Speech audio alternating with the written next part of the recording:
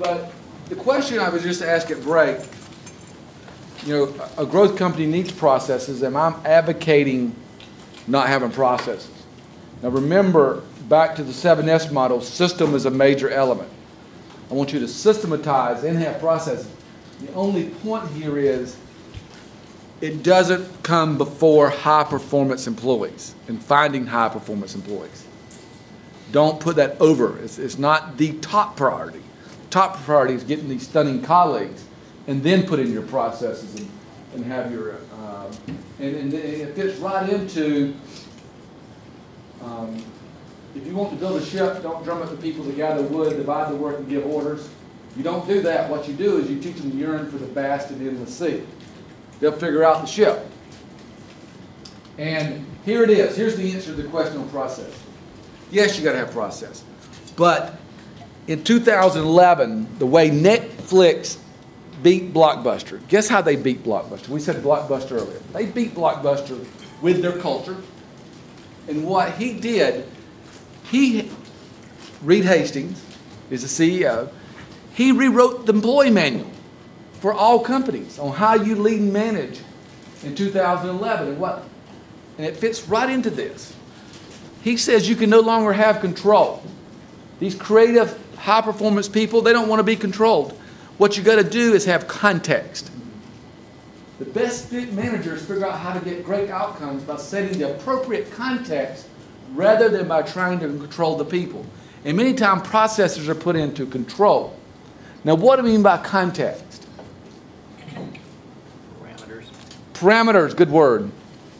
You know, exactly synonymous with context. You put parameters and you go, and some extent, now this is just how it is this day and time. To some extent, I set the parameters and I ask you to figure it out. Ooh, now, I tell you what, a lot of managers just, ooh, wow, for these people to go figure it out, they can screw up. Yeah, they can. But they can do like Netflix did and figure out how to use a great infrastructure that has been paid for by you, the post office, and figure out how to beat Blockbuster at their own game, but more importantly, figure out how they could go make it online. He gives total credit to the online version was done by employees who was working in the postage division. He didn't create another separate group to go online. He says, no, I'm going to tell them within the context of we don't want anybody to have to pay late fees, and we want them to have as fast as they can. That was his context. Now with the post office, what everybody forgot, the post office is pretty good at what they do. I know they get a lot of bad rep, bad perception, but you know what? You look at their volume, they do a good job. Now, Reed just nailed that. Because that perception probably prevented other people, we can't use the post office. They'd never get it there. Post office is a great organization. So context is where we put them at. We put that over process, we put it over control.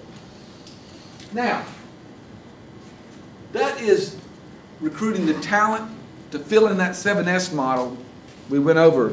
You got to have great talent, great performance. We got to have a great message, got to have the right messenger, we got to have the right customer. You see, we're getting somewhere now. It's feeling pretty good. I got the right vibe here.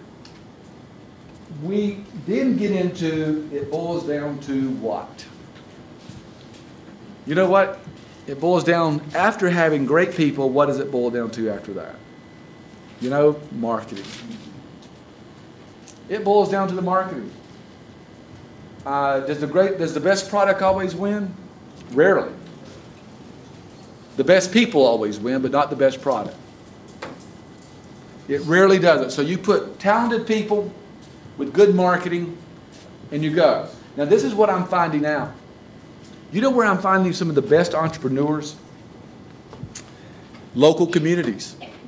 And they're not exposed to this type of education. One of the things that keeps them from being the next Zuckerberg who started Facebook is they just don't have just a little less exposure than what, let's per se, Zuckerberg has. But as far as creativity and building, they're actually better. And let's go one step further. Guess where we are also finding great entrepreneurs? Third world countries. They have to be entrepreneurial to live every day. I really think if people in Haiti knew this, they could build a great company. They could build great environments over there.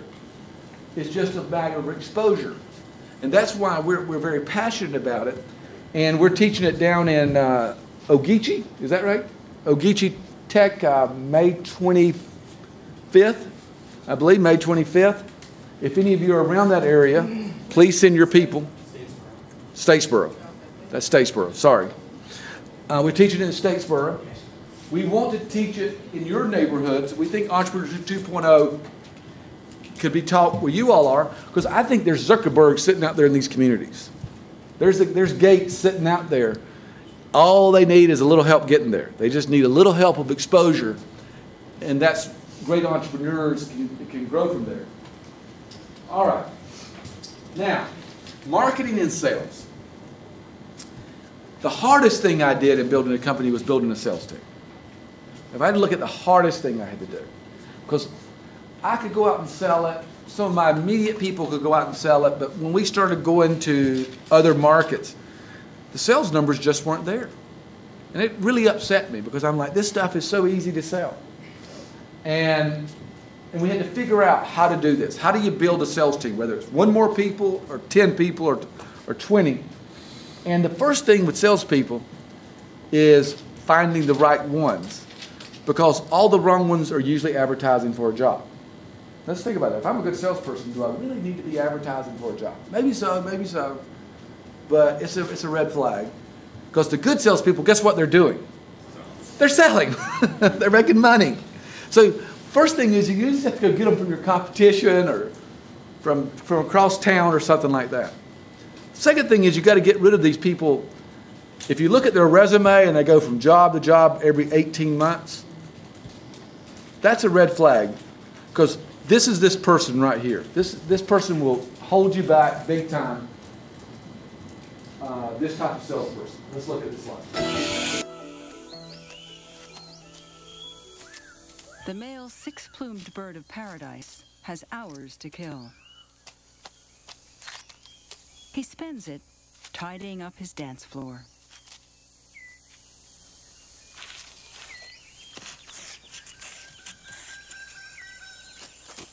You missed a spot.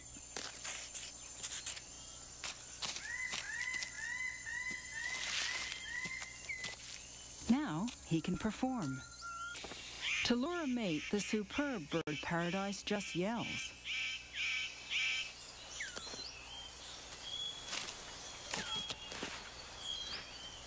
Now, to impress her.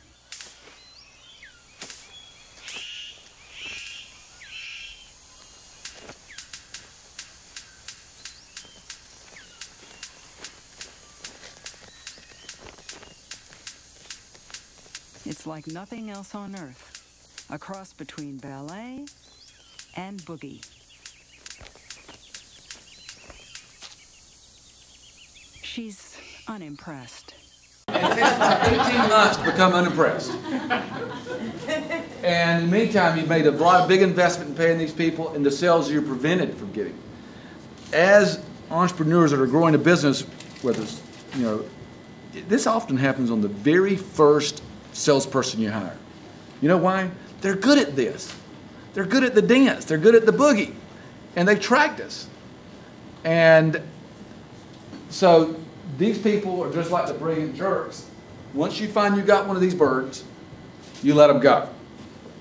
And it's a very difficult thing to do, because you want people to be successful. Then there's the person that this is how they survive for 18 months.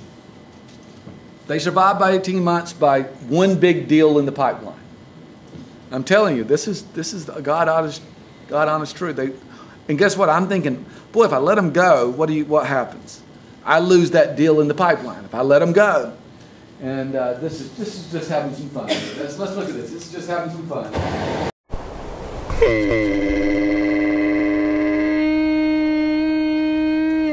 This is how a Bactrian male catches the eye of a passing female.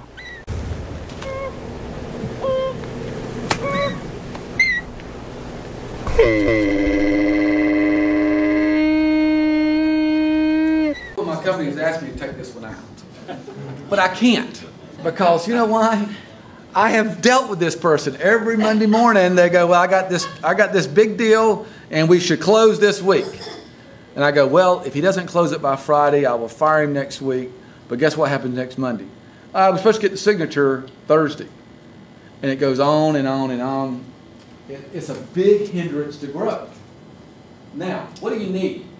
This is what we need. And there's an important word in here about the salesperson we're looking for. They hunt where the seals are. They just know how to fish where the seals are. Last one, I promise you. Let's look at this real quick. It shows you.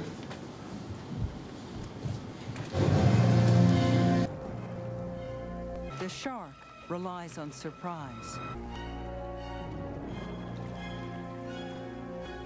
Each seal is indeed swimming for its life.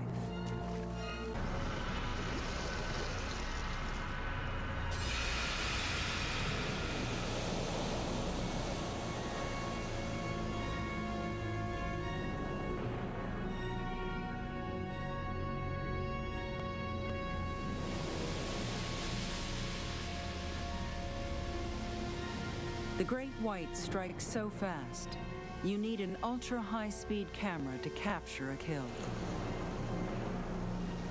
In this unprecedented scene, the action is slowed down nearly 1/50th of actual speed.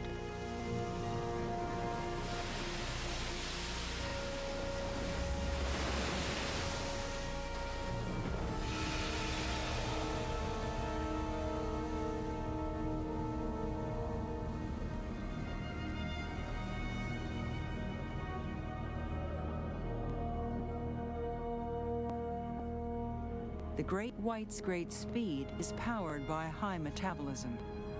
They thrive only in cold, temperate seas, for only these waters contain enough food to fuel such a ravenous predator. This is just an analogy, but what I wanted to point here is you're waiting on the bird to do the dance and the other animals. What do they say about this person, this shark? High metabolism. It's just the opposite. They thrive on speed. They thrive on quickness. So if you got a person that you can even tolerate week after week on the sales, this is a person that's hurting growth. So that's the sales. The next one is marketing.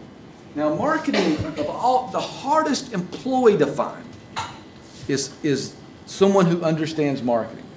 Because guess what? In the universities, and I have been very vocal about this, we train them all wrong. You know, when Horst Schultz was building the Ritz-Carlton, he put into the system, if you'd worked for Marriott, Hilton, or Hyatt, you didn't even get an interview. Because he said, they've already trained them all wrong, they've already got the main wrong, I'll never get them part of my culture. It would literally kick them out. So, unfortunately, we do a good job in the business schools of accounting, legal, and all that stuff. It's a great job. Marketing, we just teach it wrong. So guess what? It's a hard employee to find, but here are some key points on marketing. The hidden harmony is better than the obvious. You got to let the customer come to the decision, I really like flying on this airline because of this activity, this activity, this activity. If you put in the magazines like Delta did, fly at the highest caliber of the world. I remember they had a guy up in the sky and there was angels around him and they were fanning him. And I'm looking at this going, they're getting killed. This was several years ago. When the customer flew on Delta, it was in a long line. They gave you some peanuts if you're lucky. You don't dare ask for a blanket. But the marketing was saying something else. That is a problem. So the hidden harmony is better than the obvious. Now this is an example of not exactly hidden harmony. This is an actual billboard I took in a local community.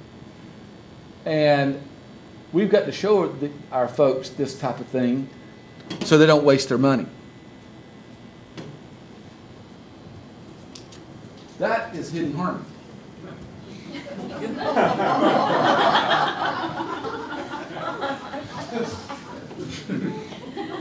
There's a lot of ways you could have said that, but nothing like this right here. This is not